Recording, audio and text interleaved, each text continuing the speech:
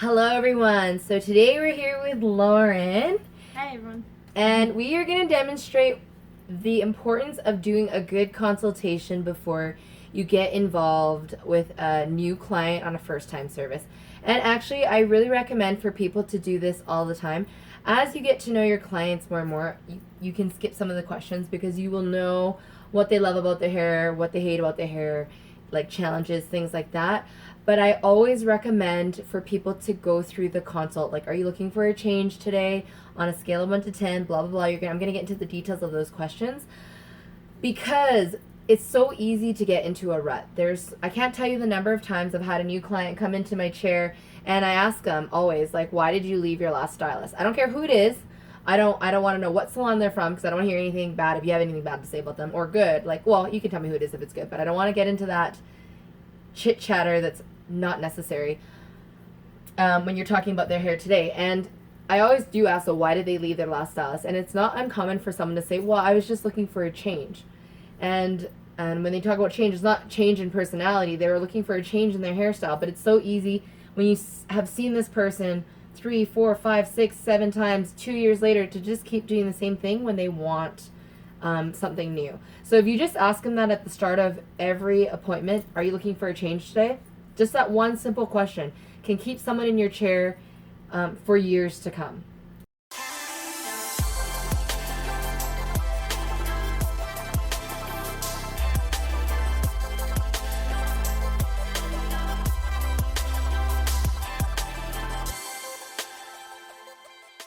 So also another thing is, like, it's really important to ask questions all the time on the streets. People know that I love to do transformations, and they're like, okay, well, if you were going to do something to my hair, what would it be? And I'm like, it doesn't work like that because there's at least a 20-minute process of different questions that I need to ask someone before I suggest a style, because it's not just about them looking good that day when they leave, but they need to look good and maintain that style until the next time they come back. So you need to know things like, are they going to be in your chair every 3 months, every 6 months? Are they going to be putting 2 minutes in their hair to style it? Or are they willing to put 30 minutes into their hair when they style it? All those types of things play a role in this type of style that you're going to suggest for the person. So we will just get started then. So we're going to pretend like Lauren is a new client. I've actually known her for years now. But she's graciously, I've asked her to volunteer her time to do this. So things I'd ask, like, okay, so tell me about your hair. Tell me about things that you love about your hair. I love my hair that's super fast to dry. I don't often blow dry it, which is maybe a good and a bad thing. Because it is finer and thinner, it does dry super fast. It used to be very thick and a lot of volume, which I find over the years I've lost some of that, but I do like that it is fairly easy to get ready. I don't take a lot of time to get ready or do my hair every day. Great. So I have a lot of insight in there. So one, she told me that she doesn't like to spend a lot of time on her hair, but that doesn't mean that she wouldn't. So my next question for her is, how much time are you willing to put into your hair every day, realistically? Or like 20 minutes at most. Let's back up a little bit. How often do you wash your hair? Twice a week I try to wash it. Okay, so on the days that you wash it, how often are you willing to put into your hair? 20 minutes? At least 20 minutes. Okay, and then do you want to touch up your style in between? Or yeah, I try to touch it up in between. It depends if I'm working out. I don't always put as much effort because I know it's just gonna get like greasy and stuff. But it depends on the given week. But 20 minutes at most is how much I would spend. Okay. So that's a lot of good insight. And so now you also said blow drying. You don't like to blow dry, or you don't need to blow dry? I don't often need to blow dry just because my hair does dry super fast. I guess because it is thinner and fine, I try not to use a lot of heat that will damage my hair more, so I don't mind air drying it because it doesn't take that long. Okay. But my hair is a lot shorter. It used to be a lot longer, so when it was longer, it took way longer, obviously. Right. So if I had, let's say I had to show you a style that you needed to put 5 minutes or so, or 10 minutes of blow drying time after you washed it, and every time consistently, would that be okay? Was that something that you would maintain? Yeah, that's something I would maintain as long as I'm being taught properly to blow dry properly. Okay, great. So I got a lot of things out of that. My next question for you, what are things that you hate about your hair?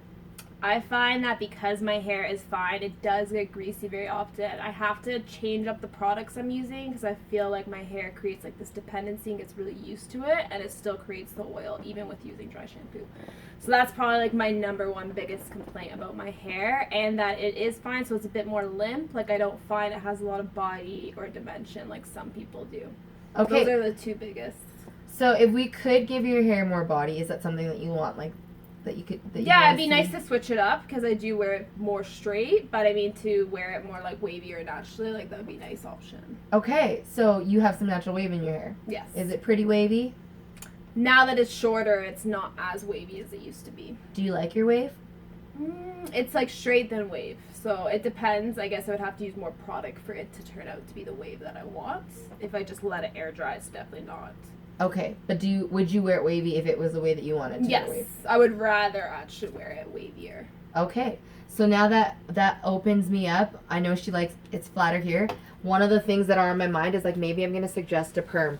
Which perms? It's not the old school perms that we use. I just did a demo. It's gonna be on our channel. I'll actually link that below for you to see how you can perm a person's hair with 8 rods only, and it can give you that beautiful natural wavy texture right from root to end. It's actually beautiful and so quick to do. So that's in the top of my mind.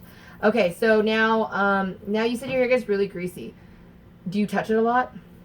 Yeah, I do definitely have like a nervous habit, and I do touch my hair quite often. And like I said, I do work out 3 to 5 times a week, so that's probably the biggest challenge. That it just from sweating, I produce more oil as well.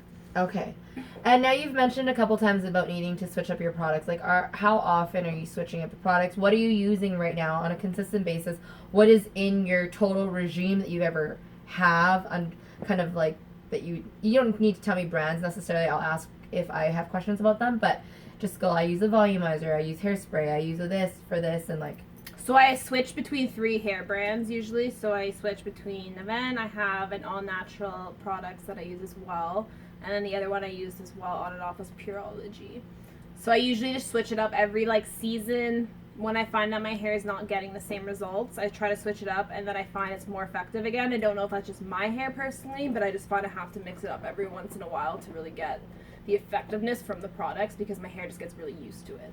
Okay, now when you say effectiveness, like what does that mean? Just in terms of cleaning it properly, and like I said, some conditioners almost make my hair greasier. Okay. Because they're heavier. Over time. Yeah. So, and that's actually something that is important. You do want to switch up, not necessarily the brands, but the types of things that you're using. Because in the wintertime, for instance, it is drier. It does need more moisture compared to summertime. Or if they're coming, Lauren's actually someone that is coming from a humid climate. So her hair is going to notice a lot of differences when she obviously lives here in Alberta where it's a lot drier.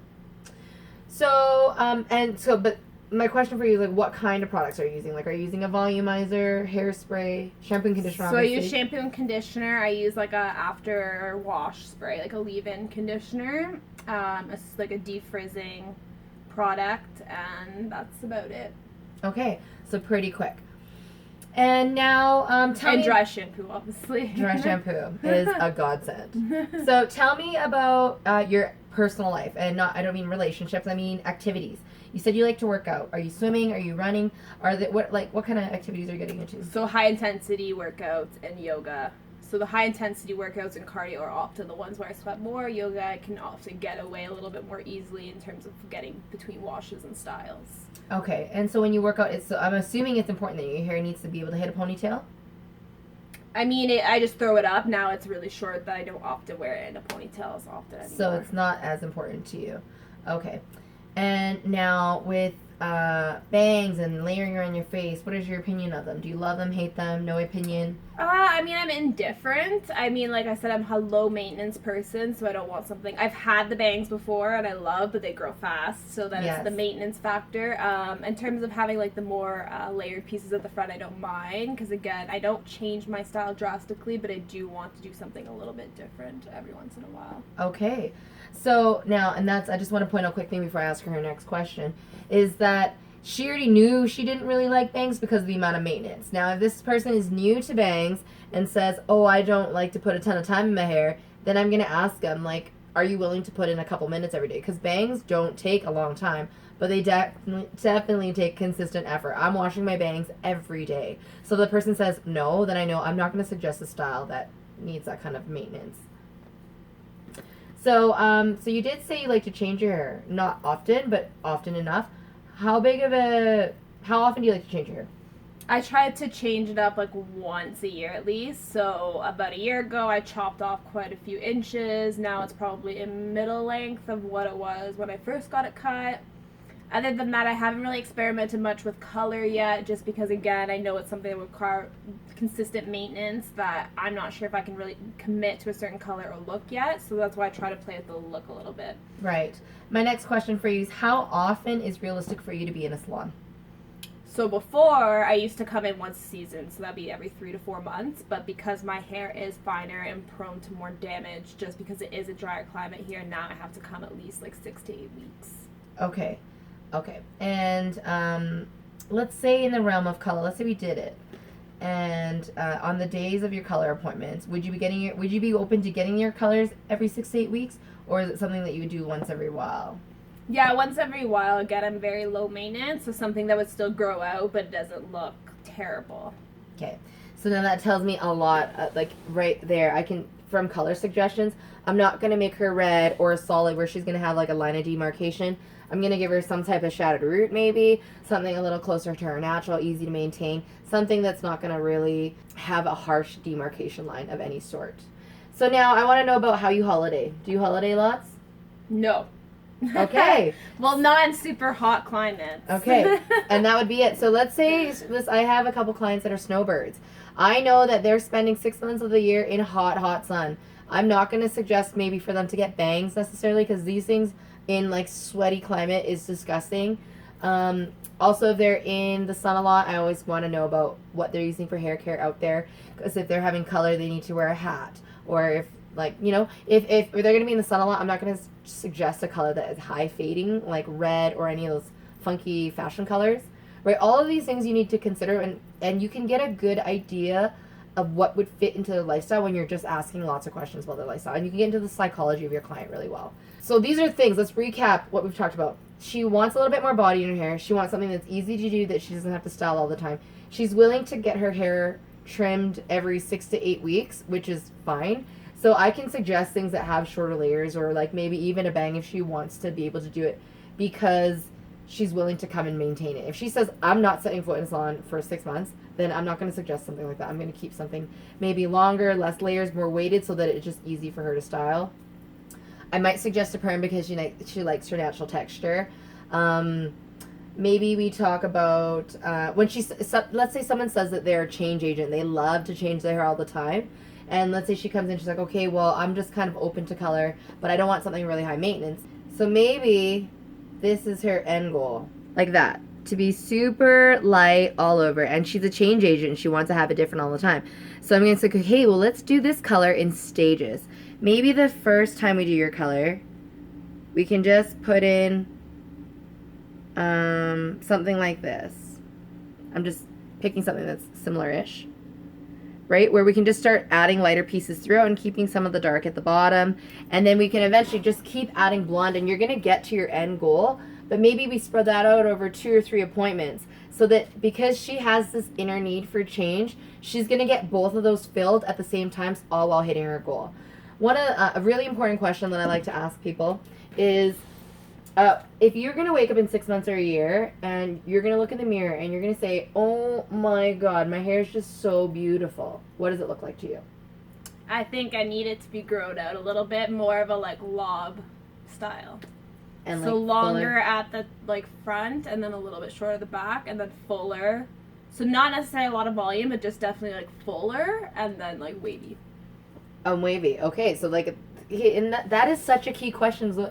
It helps you so much by just asking them where they want to be in 6 months. They basically tell you, and you just got to figure out a game plan to get them there. So then with your clients, the key to keeping a client, it's so much easier to keep a client than it is to get a new one, right? So I'm going to tell this person, hey, you want to be there in 6 months, you want to be there in a year? Well, let's do this. You said you're comfortable coming in every 6 to 8 weeks. Let's do this on this appointment, and this on this appointment, this one on this one, and then this is going to get you to there. So now she's like, okay, cool. She loves me because I have a master plan for her. And she's now, I also have her commitment to me for a year. Like, if we don't understand how powerful our consultations can really be. This is also the stage of where retailing starts as well, right? Because she talked to me a lot about her products, and I'm going to just tell her, okay, we're going to talk a little bit more about the products as we go. So then at the sink, when I take her to the sink, I'm going to talk to her a little bit more. Tell me about the shampoo and conditioners you're using. And tell me about this. And then I'm going to show her, I'm like, okay, this is how ours is. This is what I recommended for you, and this is why it's different. I'm going to get them to play with their hair, touch it. I'm actually going to record a video right now about how to properly wash someone's hair, what to say to them when you're washing their hair, and it really gets them into the process. The reason why a lot of us have problems retailing is because we say, oh, I don't want to sell someone something. It's not about selling someone something at all, right? You want to give them things that are going to be beneficial to them and their hair. The biggest challenge I find that people have with their stylists is that they say, oh, my hair looks great when I leave, and it doesn't look good again until I come back. And in my opinion, if that's the case, then the stylist has totally failed at their job. Because, one, you didn't teach the person how to do their hair. Two, that person is your billboard. So, in terms, and if you don't believe me that products are a big part of your job, then I encourage you for one day, take all products off of your shelf, including shampoo and conditioners, oils, hairsprays, absolutely everything. And you do your whole job that day with no products. People will not leave the salon with their hair looking like a 10 on 10. Like, you'll get it pretty close. I believe you'll get it pretty smooth, but it's not going to be at 100% where it's like billboard status. So you got to teach your clients, like, these are the things that you need to use. These are how you would use them, when you would use them, why you would use them. And then if they want to buy it, that's not really you selling them anything, right? They want to commit to that with their own personal style. Last one, I always talk to people about their financial commitment. Basically, I have some clients that like save their money just to come see me, and that is just so amazing. That is like the best compliment I could ever have. And now I want to make sure that it fits into their life. I don't think that you should sacrifice your mortgage payment to get your hair done. That's not the goal. But it's important to know how to make suggestions, because maybe they are that client that likes big changes. So they need to understand, okay, today it's going to cost this much. But to maintain it, all we need to do is a toner every 6 months, and you got to do a trim. That's how much this appointment's going to be. Is that going to fit into your lifestyle?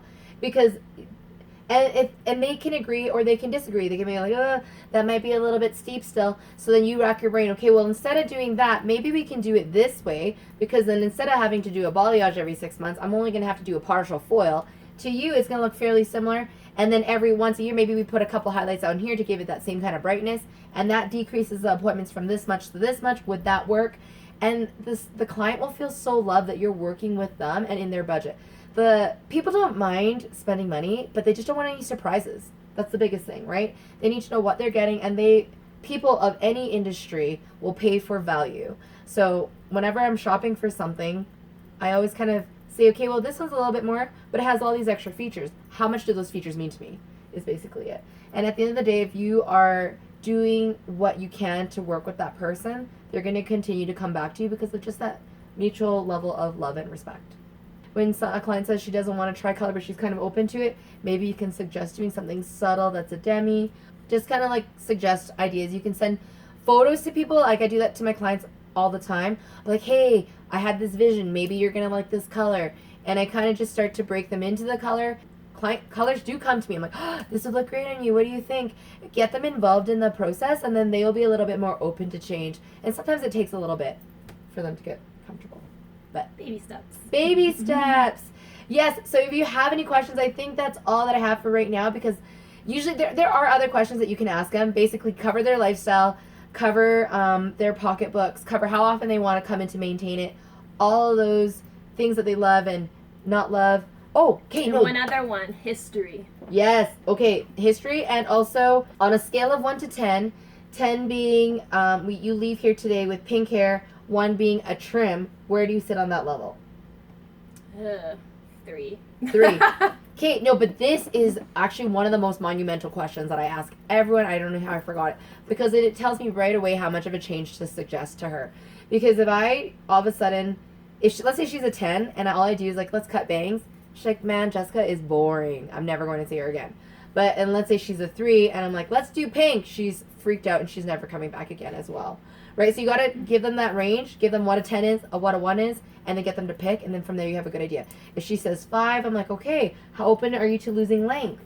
Right? You can just ask more questions until you have a perfect picture idea of what you want to give them. And then, yeah, history of hair. Because I need to know what she's done underneath. Is it blonde? Because if it was blonde before, then I'm going to know, probably not going to put lightener on it again. I could do a swatch test if I'm concerned. I can look at it in the air. Oh, this is also a great time to talk to them about split ends. I'm sure you've seen this in a lot of my videos before. So I talked to them like, has anyone ever explained to you what a split end is? Yes. Okay. Because I have, but let's say no. So I can explain to you. So let's pretend she said no. I'm like, okay, so a split end is something that likes to travel. We'll link a video that goes more in depth into what split ends are anyways. But if you want to know how much split ends you have, you hold them up to light. It's kind of hard to see in this light, but you can see anything that's really see-through. That's how far your splits have traveled. So we know today, it's your choice ultimately. I'm not going to force you, but we should cut off at least what's see-through. And so yeah, you do have a little bit of splitting. Always want to have a nice little maintenance every time. I'm willing to give up length for the health of my hair. But yes, I think that's all the questions. Yeah, I learned a lot. So if you have any questions, just leave them below. We will get back to you as soon as we can. Do subscribe to our channel because we release new videos every Friday. And on our channel, you're going to see it start to morph. We do want to do these color consultations, but we also want to get into a little bit of business and marketing and things that are going to make you a more well-rounded stylist. So 100% follow us. Let us know if there's any videos that you want to see. We will put them on the list of things to do. And other than that, we will see you next Friday. Bye. Bye.